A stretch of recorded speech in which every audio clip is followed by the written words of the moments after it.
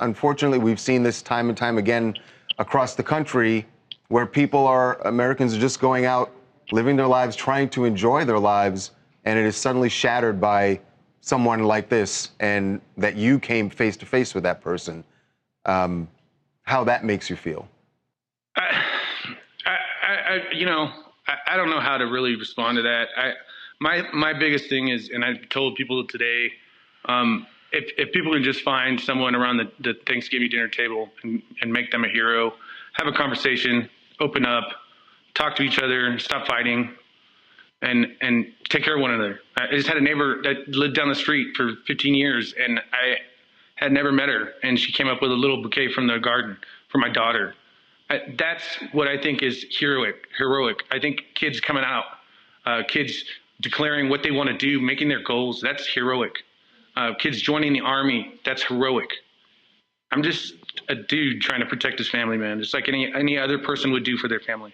I have to tell you, I just broke down when I heard earlier today you tell a story in the middle of this horror, how you took two people together and had them interlock hands. Can you explain that? Because it's one of the most moving stories I've heard in memory. Yeah, listen, Chip and Joanne are a couple that we love, and me and my wife would have hoped and expect, and he would have done the same for me.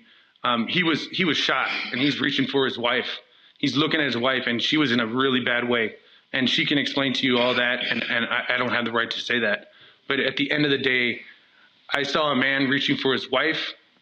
I saw the love, and I needed for them, no matter what was going to happen after that, to have that moment. And because she couldn't move her arm, I moved her hand into his. And then at that point, it was, things changed. But that was for them, that's their moment. And I needed them to have that to hopefully get them through.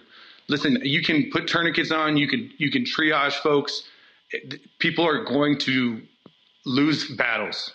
And I was scared that might happen, and I wanted them to at least have their moment because they deserve it. Richard, how are they doing now? What are their conditions?